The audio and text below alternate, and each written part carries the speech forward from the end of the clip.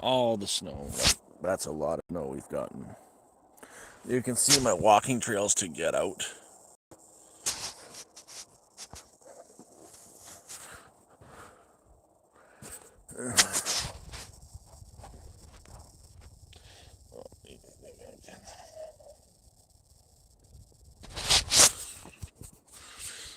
Oh, so yeah, it's like negative 18, negative 19 right now, and I haven't been really feeling well today at all. Um, don't know how to put it. It's just been feeling woogie. I think it's a little touch of food poisoning, and I don't generally buy chicken, and I had no intention to stream today, but then we got this like beautiful sun out, and I can't say no to coming outside when there's sun, even though it's negative 19. The sun just warms you up, gives you a little bit of power, and I've been keeping busy. I just had the dog out, let her out do her business, and she didn't want to come out and stay out. Fighting off, I need to get on here to talk for a bit. Just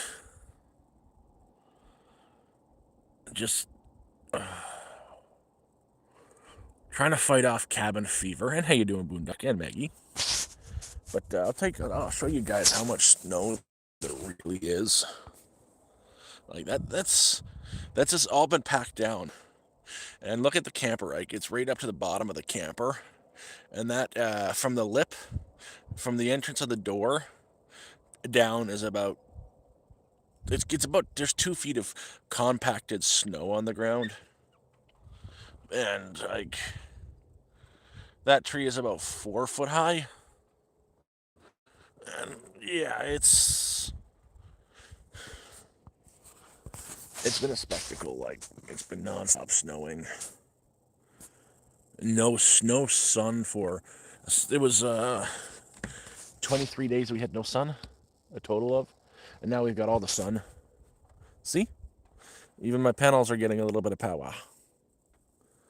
But yeah, right now I'm not saying I'm struggling per se, but I am with something called cabin fever.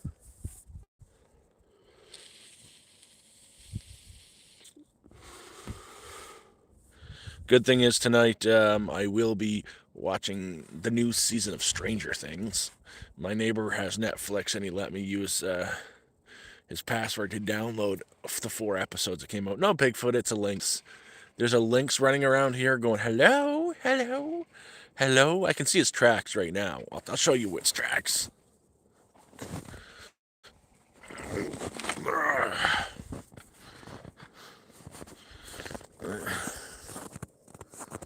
We'll walk towards its tracks.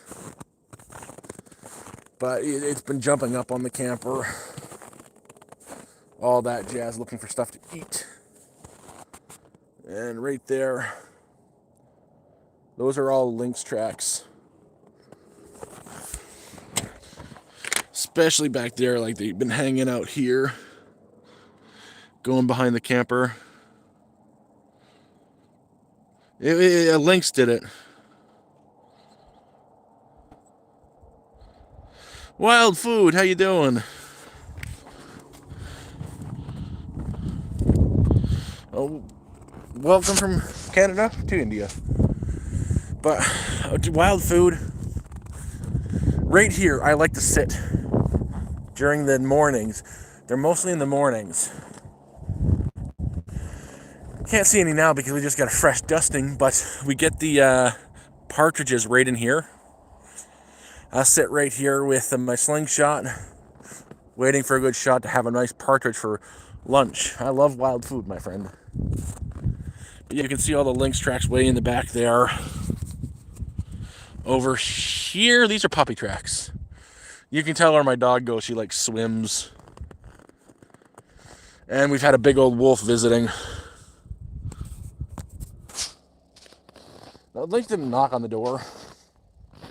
The lynx was saying hello, haru, haru, haru.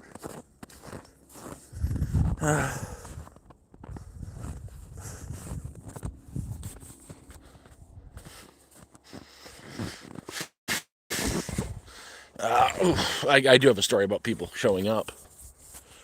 We've been having a lot of trouble up here with the previous owners.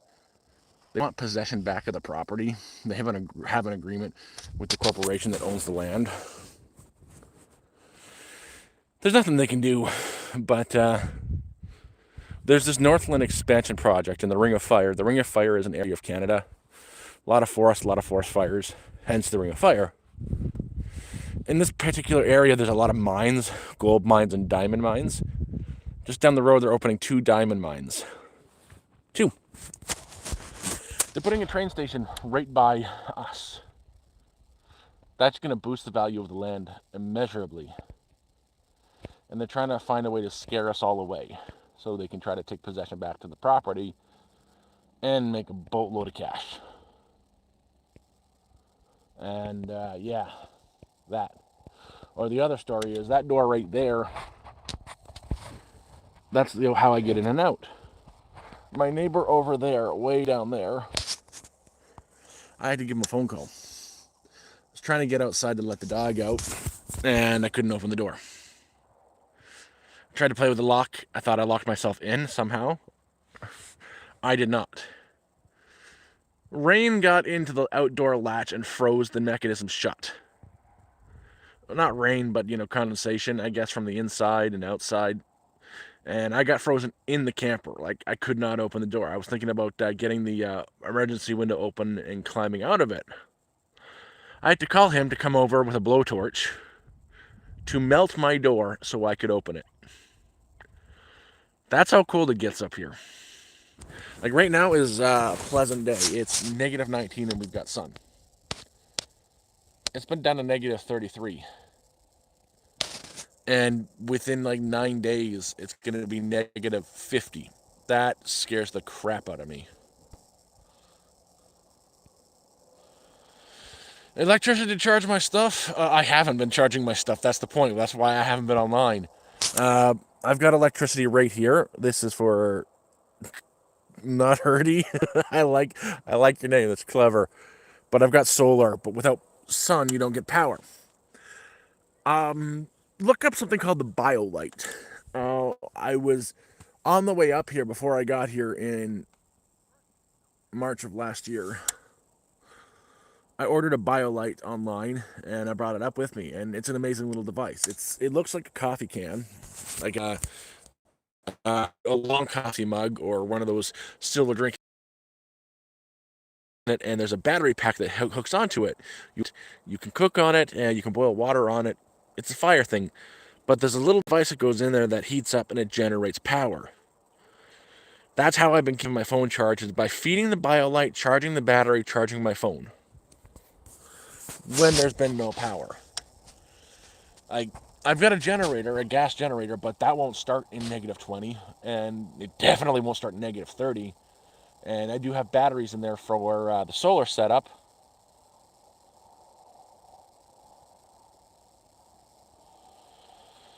Oh, not Hardy?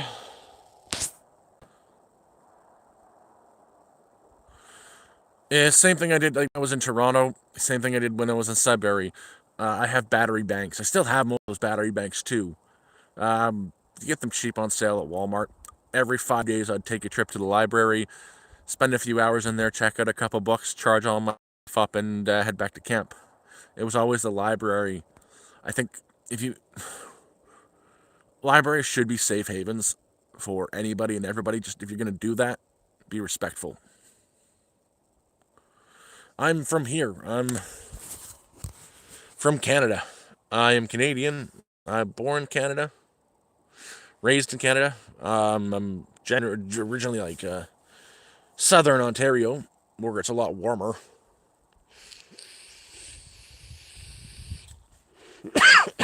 But now I'm a northerner.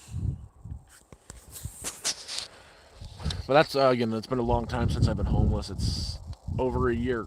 Oh no, no, it hasn't been over a year. What am I saying? Like it was March 18th was my when I first got up here. March 13th was my last day outdoors. So March, April, May, June, July, August, September, October, November, December, almost 10 months. But I did spend 17 months like homeless. But the only real struggle when I was homeless, like the worst part of it was when I was still in the city. All the bad stuff that happened when I was in Toronto. There's just so many people, and unfortunately, homelessness comes with a lot of problems, like especially other people with mental illnesses and drug problems. That's the problem. But as soon as I left Toronto and went to Sudbury, and Sudbury is worse than Toronto with addiction. I stayed about 4 hours west of Sudbury, walking 4 hours, 20-minute drive. I was hitchhiking back and forth every couple days. But as soon as I got into the bush, like the real bush, that's when all the problems stopped. And I was actually enjoying it. It was like just long-term camping. Really, it just felt like long-term camping. I'm an Ontarian, eh?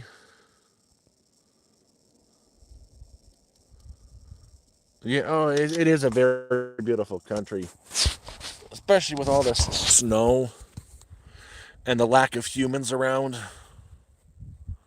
Last night I was poked my head out to see the northern lights. Yeah, we've had sun for the last 3 days. It's been shocking. Went 20 some odd days without sun, and now there's sun galore. I've got all the power. Uh-huh.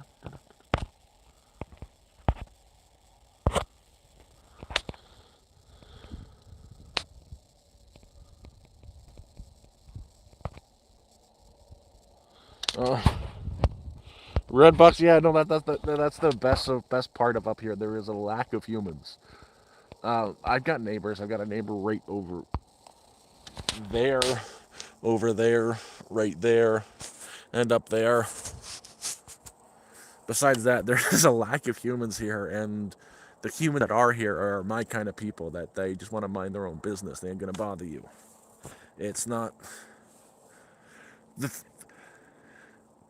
I was in Sudbury from July 2024 until March 2025. Well, near Sudbury in the bush, and I had people show up a total of 3 times. 2 of those times were cops. One was just some random guy van camping.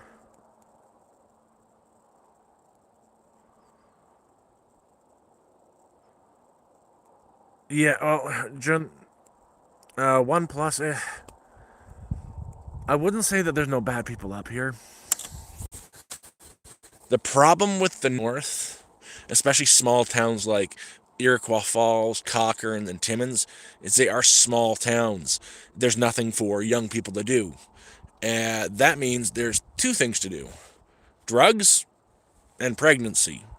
And you'll see a lot of teenage pregnancies coming from smaller towns, and smaller towns having a huge per capita problem. Like there's more of a drug problem in a small town than there is in a big city per capita, because there's just nothing for people to do. And, boredom, idle hands do the devil's work, I guess you'd say is an accurate saying for it. I'm looking at a partridge right now, way up there.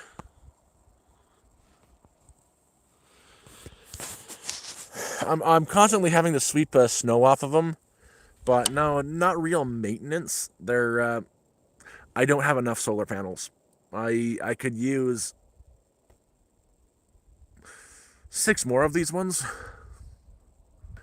but just wiping the snow off is the biggest thing I have to do. But now I'm not really using that much power because I don't have the Starlink with me. My neighbor's got it. We're working on getting it running on his system because he's got a Prius that's constantly running, charging his stuff. So he's working on getting it running over there. Kind of power it requires to run the internet. All I'm charging now is my phone, and my batteries are full. I've got about a month's worth of power for my phone now. Yeah, I'm a good shot and everything. have a good shot. That's a heist. I can do it 50, not over 50. I'm pushing it. Hello, Matthew. But yeah. Besides, this is home. That's my home. Um, I'm gonna have a few videos coming out soon of tours of that and tours of the stuff I'm working on and a bunch of projects I've worked on with my neighbors and all that stuff. I just need reliable internet to upload. But we'll do a proper tour of that in a video because it's nice and warm in there. If it was just on its own, I would freeze.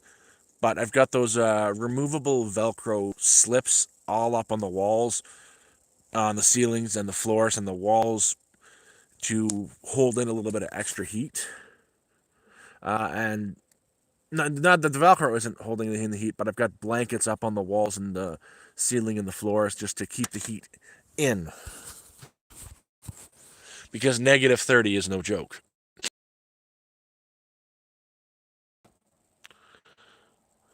What grill? Oh, that thing? That isn't a grill. That is a small wood burning stove. That one is completely for outdoor. I've also got another one in there. One of the small tent ones, the tent stoves. But that one there was brought down to me by a neighbor because I said I was interested in getting one. I ended up buying a small tent stove, but he brought this down for me. You can't cook in it. It doesn't give off enough heat. If I'm cooking outdoors, I just make a small fire like right here, push the snow down, stack the sticks up, and throw a frying pan right in it. Right now, I'm not too worried about cooking outdoors. I'd rather cook indoors, use the heat indoors, get myself a little bit warmer, and not waste, the cooking heat outdoors where I could use that to stay warm.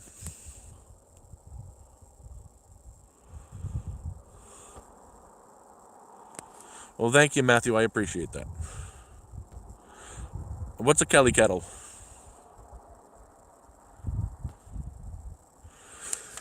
Oh, I'll tell you one thing though. It's the battery. I was at 100% 20 minutes ago. I'm down to 60. Joy.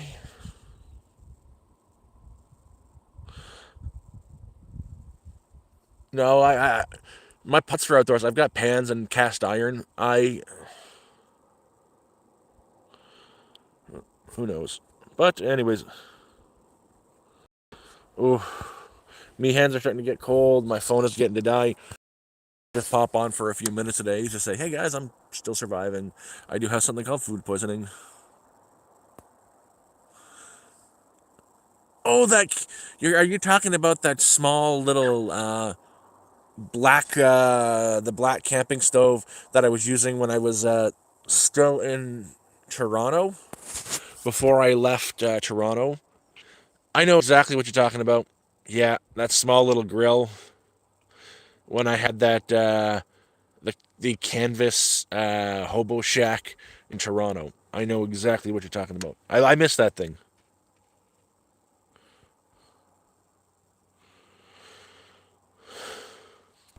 Oh, wild food. What I've got is I've got one of those BioLights. Those BioLights are amazing. They're better than anything. It's not just you can again, it looks like a mug. You put your sticks in and it has a fan to blow air through it. Get the twigs on fire. You can boil water on it. But the best part of it is it has a battery that charges from the heat. And in emergencies, that's how I've been keeping my phone not dead. Yeah, look. Honestly, look up the BioLight. Look up the BioLight. They are amazing. If you have the they're the newest model's expensive, but if you can find one on eBay for like $75 to $100, buy it. It is amazing. It is worth it. Charge your phone while you make your morning coffee while camping. You'll never run out of power. They're a neat little device. Hey, Warrior, how you doing? Ugh. But anyways, guys, I love y'all. I know my streams are really short, but sitting here like this, my hands are getting cold. Love y'all. Do this again really soon, and I'm working on. When next time I go to town, I have a bunch of stuff to upload and try to start releasing videos every other day until I'm out, because I've got a lot that has been edited and are ready to post.